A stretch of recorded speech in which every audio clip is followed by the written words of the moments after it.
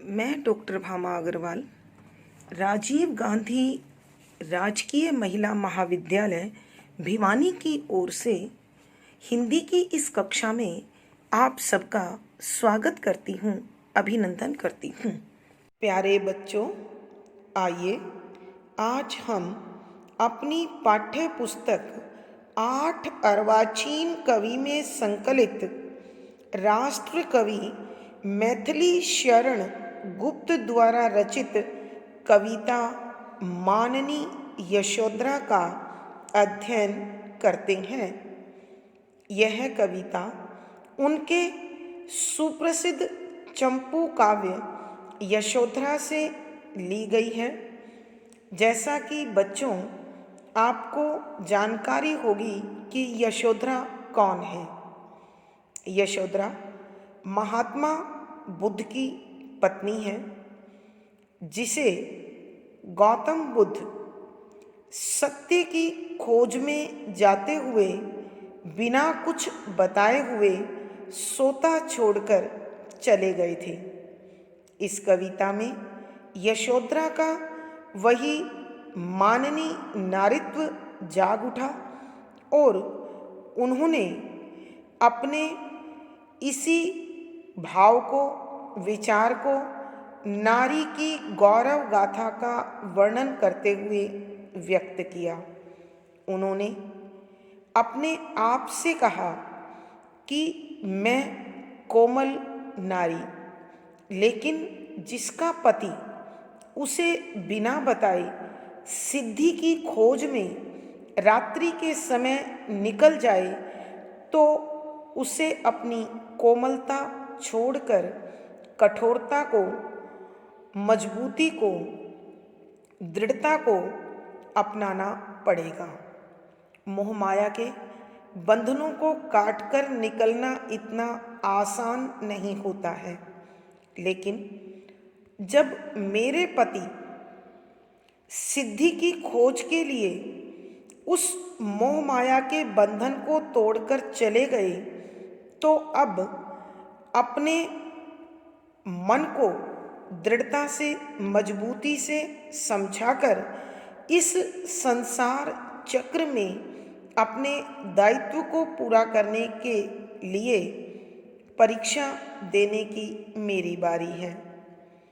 उन्हें वो पल याद आता है जब उनके पिता ने, यानी यशोधरा के पिता ने यशोधरा के लिए एक योग्य वर की खोज में स्वयंवर का आयोजन किया और स्वयंवर की जो शर्त रखी थी, संभवतः बच्चों आपको मालूम हो, यशोधरा के पिता के पास एक बिगड़ेल घोड़ा था जिसे कोई भी काबू में नहीं कर पाता था। विवाह के लिए यही शर्त रखी गई कि जो भी वीर पराक्रमी योद्धा इस बिगड़ेल घोड़े को अपने काबू में कर लेगा, उसी के साथ यशोधरा का विवाह कर दिया जाएगा।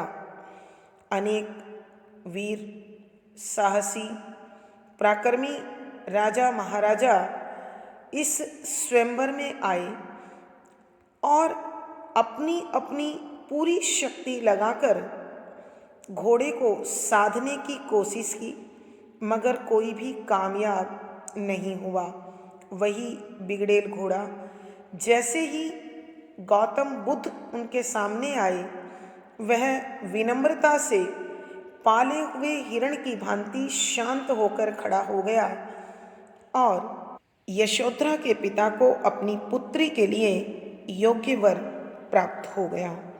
उन्होंने अपने जमाता की, जवाई की भरपूर प्रशंसा की और उन्होंने धूमधाम से उसका विवाह गौतम बुद्ध अर्थात सिद्धार्थ के साथ कर दिया।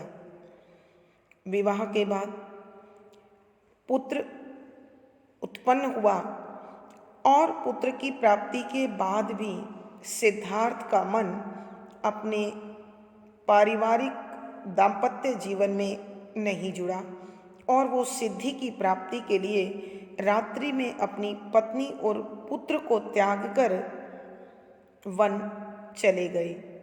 यहाँ उसी घटना का उल्लेख यशोधरा कर रही है और कह रही है कि संभवतः ऐसे महापुरुष के साथ मेरा विवाह ईश्वर ने मेरी परीक्षा, मेरे धैर्य, मेरे साहस और मेरी सहनशीलता के लिए ही किया होगा और मैं अब इस परीक्षा में सफल होकर अवश्य दिखाऊंगी। उन्होंने यह भी बताया है कि सिद्धार्थ संभवतः मेरे शारीरिक सौंदर्य के बजाय मेरी उस आंतरिक खूबी से ही प्रभावित हुए होंगे जो उन्होंने मुझसे विवाह किया। मैं नारी होकर भी अब उन्हें उनके योग्य बनकर दिखाऊंगी और उनके सिद्धि के मार्ग की बाधा न बनकर सहयोगिनी बनूंगी। यहाँ इस कविता में इसी प्रकार के भावों का उल्लेख कवि मैथिलीशरण गुप्त ने यशोधरा के माध्यम से किया है। पद संख्या 1। अब कठोर हो वज्रादिपि ओ कुसुमादियपि सुकुमारी, आर्य पुत्र दे चुके परीक्षा, अब है मेरी बारी। मेरे लिए पिता ने सबसे धीर वीर वर चाहा, आर्य पुत्र को देख उन्होंने सभी प्रकार सराहा। फिर भी हटकर हाय वृथा ही उन्हें उन्होंने थाहा, किस योद्धा ने बढ़कर उनका शौर्य सिंधु अवगाहा। क्यों कर सिद्ध करूं अपने को मैं उन नर की नारी, आर्य पुत्र दे चुके परीक्षा, अब है मेरी बारी। प्रसंग प्रस्तुत पद हमारी हिंदी की पाठ्य पुस्तक 8 अर्वाचीन कवि में संकलित राष्ट्रकवि मैथिलीशरण गुप्त द्वारा रचित कविता माननी यशोधरा से लिया गया है। यह उनके चंपू काव्य यशोधरा का अंग है। संदर्भ: यहाँ इन पंक्तियों के माध्यम से कवि यशोधरा के नारीत्व के जागरण का जिक्र कर रहे हैं और बता रहे हैं कि यशोधरा स्वयं को संबोधित करते हुए कहती है, सिद्धार्थ अर्थात मेरे पति मुझे रात्रि में बिना बताए चुपचाप सिद्धि की खोज में निकल गए, तो ऐसे समय में मुझे अपना वो प्रबल नारीत्व जगाना होगा और अबलापन, कोमलता, सुकोमलता का त्याग करना होगा, क्योंकि ऐसे सिद्ध पुरुष की पत्नी को भी निश्चय ही उन्हीं के समान मजबूत और सिद्ध होना चाहिए। यहाँ वो अतीत की बातों को स्मरण करते हुए कहती है कि सरलार्थ। सबसे पहले बच्चों शब्दों के अर्थ। अब इस समय, कौन सा समय? जब सिद्धार्थ सिद्धि की खोज में अपनी पत्नी यशोधरा और पुत्र राहुल को छोड़कर चले गए। कठोर मजबूत हो बनना पड़ेगा। वज्राद्यपि, वज्राद, वज्र माने होता है अत्यंत कठोर, चट्टान की भांति। दिपि से ज़्यादा अर्थात पत्थर से भी अधिक मजबूत। ओ संबोधन। कुसुमाद्यपि, कुसुम फूल, कुसुमाद्यपि माने फूल से भी अधिक। सुकुमारी, सुकोमल। आर्यपुत्र मेरे पति, दे चुके हैं परीक्षा, अपने धैर्य की, अपने साहस का परीक्षण। बारी मेरी जिम्मेदारी है, मेरा क्रम है। मेरे लिए अर्थात यशोधरा अपने आप के लिए कह रही है, पिता ने, मेरे पिता ने सबसे धीर वीर वर चाहा, कि सबसे अधिक धीर, धैर्यवान, वीर, साहसी वर पति चाहा, ढूंढा। आर्य पुत्र को देख उन्होंने सभी प्रकार सराहा, माने प्रशंसा की, कि जब उन्होंने सिद्धार्थ को देखा तो वह उन्हें हर प्रकार से मेरे योग्य लगे, इसलिए उनकी बहुत अधिक प्रशंसा की। फिर भी हटकर हाय, हठ माने जिद। ये जिद कौन सी है? स्वयंवर की शर्त की, कि बिगड़ेल घोड़े को जो साध पाएगा वही यशोधरा का हाथ थाम पाएगा। वृथा माने व्यर्थ। उन्होंने, मेरे पिता ने, थाहा मापा, समझा, परीक्षा ली। किस योद्धा ने बढ़कर उनका शौर्य सिंधु अवगाहा? किस योद्धा, कौन से वीर ने बढ़कर आगे आकर उनका शौर्य, ताकत सिंधु सागर अवगाहा माने होता है डुबकी लगाना या उसे मापना। क्यों कर, किस प्रकार से सिद्ध करूं, साबित करूं, प्रमाणित करूं अपने को, स्वयं को, उन नर की नारी कि मैं उस योग्य पुरुष की स्त्री हूं। अब शब्दार्थ के बाद सरलार्थ। अब कठोर हो वज्राद्यपि ओ कुसुमाद्यपि सुकुमारी।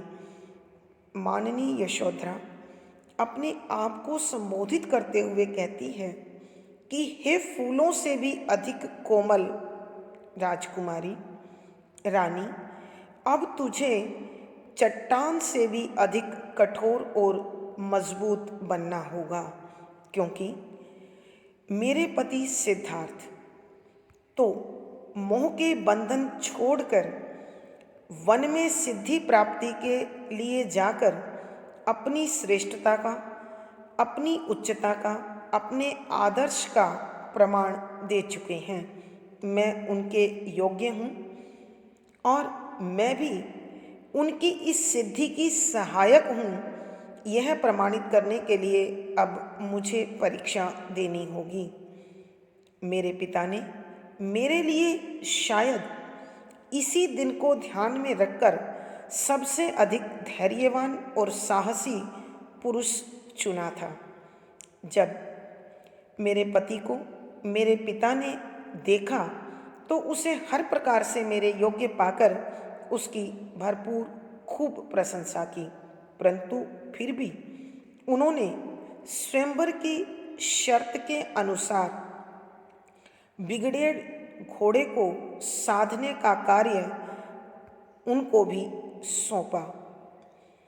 मुझे लगता है उन्होंने यह प्रयास निरर्थक किया, बेकार किया, व्यर्थ ही किया, क्योंकि सिद्धार्थ तो आरंभ से ही सिद्धियों को पाने वाली छवि के साथ युक्त थे।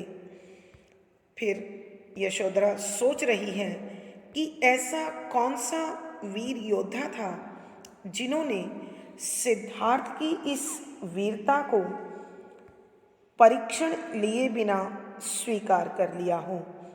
अर्थात यशोधरा कह रही है कि उस स्वयंवर में पधारे हुए प्रत्येक वीर ने आर्य पुत्र अर्थात सिद्धार्थ की इस वीरता का, इस साहस का, इस पराक्रम का वास्तविक अनुमान वो महज देखकर नहीं लगा पाए, उन्हें भी प्रमाणित करना पड़ा। अब स्वयं से प्रश्न कर रही है कि मैं किस प्रकार यह सिद्ध कर पाऊं कि मैं ऐसे सिद्ध महापुरुष की पत्नी हूँ। अर्थात मुझ में भी उनके जैसा साहस, धैर्य, शक्ति, सहनशीलता जैसे गुण होने चाहिए, तभी उनकी सिद्धियों का सार्थक अर्थ निकल सकेगा। तो यशोधरा कहती है कि आर्य पुत्र अर्थात मेरे पति सिद्धियों के योग्य हैं, इस बात की परीक्षा वो दे चुके हैं, इसे साबित कर चुके हैं, प्रमाणित कर चुके हैं और मैं उनके योग्य, उनकी सहधर्मिणी हूँ, अर्धांगिनी हूँ, पत्नी हूँ। यह सिद्ध करने का कार्य अब मुझे करना है। अर्थात यशोधरा कहती है कि पति और पत्नी दोनों एक दूसरे के पूरक होते हैं। जब भी कोई श्रेष्ठ राह पर, उत्तम राह पर चलता है तो दूसरे को उसकी बाधा बनने की बजाय उसका सहयोगी बनना चाहिए। तभी जीवन साथी बनने के सही अर्थ सिद्ध होते हैं। कवि के कहने का भावार्थ यह है कि यशोधरा के सहयोग के कारण ही संभवतः सिद्धार्थ सिद्धियों को प्राप्त कर गौतम बुद्ध बन पाए। विशेष यहाँ कवि यशोधरा के माननीय रूप का वर्णन कर रहे हैं और साथ ही यशोधरा के उस मनोभाव को भी व्यक्त कर रहे हैं जिसके अंतर्गत उसके मन में यह दुख हमेशा सालता रहा कि काश सिद्धार्थ उन्हें इस योग्य समझते कि सब बात बताकर जाते तो शायद मैं उनके मार्ग की बाधा कभी नहीं बनती। शुद्ध साहित्यिक खड़ी बोली का प्रयोग है, शांत रस है, प्रसाद गुण है, अभिधा शब्द शक्ति है। यहाँ तुकांत छंद होने के कारण ये शैली है। अलंकार बच्चों अनुप्रास है, ओ संबोधन है, धीर वीर पदमैत्री अलंकार है और यशोधरा को अपने अतीत की बातें याद आ रही हैं, स्मरण अलंकार है। शौर्य सिंधु में रूपक अलंकार है, किस योधा प्रश्न अलंकार है।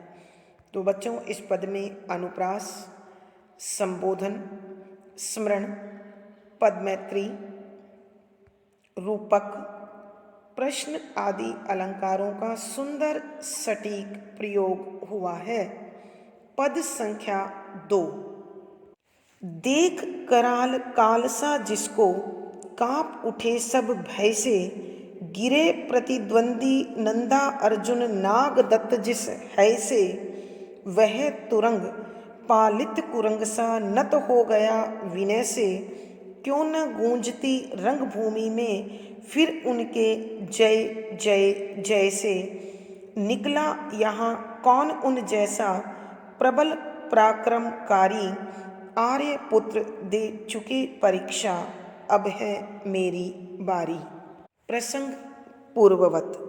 संदर्भ के अंतर्गत यशोधरा अपने माननीय रूप का वर्णन करते हुए स्वयं को ही बता रही है कि जितने उच्च कोटि के वीर, साहसी और योग्य सिद्धार्थ थे, मैं भी उन्हीं के समान योग्यता को, श्रेष्ठता को, उत्तम गुणों को, उदारता को अपनाऊं। यही अब मेरा नारीत्व कहता है, स्वीकार करता है। और इन्हीं भावों को व्यक्त करती हुई वो कहती है कि सरलार्थ। सर्वप्रथम बच्चों शब्दों के अर्थ देख देख कर। कराल भयंकर, भयानक, काल मृत्यु सा के समान, जिसको अर्थात बिगड़ेल घोड़े को, कांप उठे डर गए सब भय से, स्वयंवर में पधारे हुए सभी राजा महाराजा डरकर कांपने लगे, गिरे गिर गए, प्रतिद्वंदी संघर्ष करने वाले, एक दूसरे से प्रतिस्पर्धा लगाने वाले, होड़ लगाने वाले, प्रतिद्वंदी माने होड़ लगाने वाले, नंदार्जुन महाराज का नाम, नागदत्त उस समय के पराक्रमी महाराज का नाम, जिस शर्त वाले, है माने घोड़ा, से ऊपर से, वह शर्त वाला घोड़ा, तुरंग घोड़ा, पालित पाला हुआ कुरंग हिरण, सा के समान नत विनम्र हो गया विनय से, शालीनता से, विनम्रता से, विनय से क्यों न गूंजती, फिर क्यों न जय जयकार होती रंगभूमि स्वयंवर का वह स्थान। जय जय जय से उनकी जय जयकार से निकला, बाहर आया, प्रमाणित कर पाया। वहाँ स्वयंवर स्थल पर कौन कौन वीर, प्रबल, शक्तिशाली, पराक्रमकारी योद्धा, वीर, साहसी। अब सरलार्थ बच्चों, यशोधरा कहती है कि स्वयंवर में पधारे हुए राजा महाराजाओं ने जब उस बिगड़ेल घोड़े को यम के समान, यमराज के समान भयंकर और भयानक रूप से बिखरा हुआ या बिगड़ा हुआ पाया तो सब भय से कांपने लगे, डर गए। और उस घोड़े को साधने में नंदा अर्जुन और नागदत्त जैसे साहसी, उस समय के प्रतिष्ठित योद्धा भी असफल रहे और घोड़े से गिर पड़े। वही घोड़ा जब सिद्धार्थ के सामने आया तो पाले हुए हिरण की भांति विनम्र होकर मस्तक झुकाकर उनके सामने खड़ा हो गया, शांत हो गया। और फिर स्वयंवर का वह स्थल उनकी जय जयकार से गूंजने लगा। और गूंजता भी कैसे नहीं, जिसने अपने व्यक्तित्व में उन श्रेष्ठ तत्वों को प्राप्त किया जिसे पशु ने भी पहचान कर स्वीकार कर लिया, तो भला उस स्वयंवर स्थल पर उनका जयनाद, उनका जयकार कैसे ना गूंजता। क्योंकि उनके समान दूसरा कोई वहाँ इतना शक्तिशाली, वीर और साहसी अपने आप को सिद्ध भी कहाँ कर पाया। अर्थात यशोधरा कहती हैं कि जिस सिद्ध पुरुष की योग्यता को पशु स्वीकार कर लें तो मानव जो विवेकशील प्राणी है, विवेकी है, बुद्धिमान है, तो उसे तो निश्चित रूप से उसे विशेष, विशिष्ट और श्रेष्ठ स्वीकारना ही पड़ता है। तो यशोधरा कहती है कि मेरे पति अपनी श्रेष्ठता को प्रमाणित कर चुके हैं, साबित कर चुके हैं, अब खुद को उनके योग्य सिद्ध करने की मेरी बारी है। अर्थात यशोधरा अपने आप को सिद्धार्थ के योग्य सिद्ध करने हेतु अब मजबूत, सहनशील, धैर्यवान और शक्तिशाली बनने की तैयारी में लग चुकी है। भावार्थ, कवि के कहने का भावार्थ यह है कि स्त्री और पुरुष दाम्पत्य में बंधकर एक दूसरे के पूरक होते हैं। चाहे सिद्धार्थ सोई हुई यशोधरा को छोड़कर सिद्धि प्राप्ति के लिए उन्हें बिना बताए वन को चले गए, यह दुख जीवन भर यशोधरा को सालता रहा, लेकिन फिर भी उन्होंने अपने आप को गौतम बुद्ध के योग्य सिद्ध करने हेतु मजबूत मन बना लिया, जो गौतम बुद्ध को वास्तव में श्रेष्ठ और सिद्धि प्राप्ति करने के लिए सहायक सिद्ध हुआ। यहाँ कवि मानव समाज को यही संदेश देना चाहते हैं कि पति पत्नी को एक दूसरे की श्रेष्ठता में बाधक बनने की बजाय सहयोगी बनना चाहिए।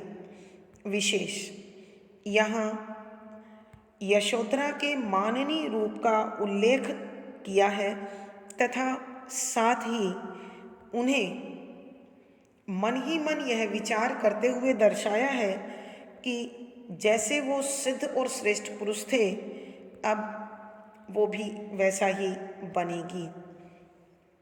शुद्ध साहित्यिक खड़ी बोली का प्रयोग है, शांत रस है, प्रसाद गुण है, अभिधा शब्द शक्ति है, तुकांत छंद होने के कारण ये शैली है।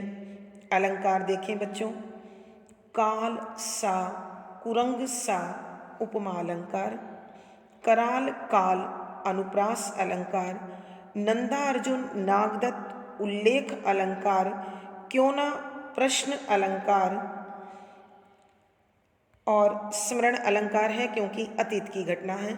तो बच्चों यहाँ अनुप्रास अलंकार, उपमा, उल्लेख, प्रश्न आदि अलंकारों का सुंदर सटीक प्रयोग हुआ है। धन्यवाद बच्चों। आज की कक्षा में बस इतना ही। अगली कक्षा में फिर मुलाकात होगी।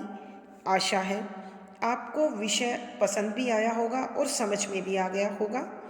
आप मुझे कमेंट बॉक्स में लिखकर बताएं। वीडियो को लाइक करें, शेयर करें और चैनल सब्सक्राइब करें। बच्चों, आपका जीवन और दिन मंगलमय हो, इसी शुभकामना के साथ धन्यवाद, आभार।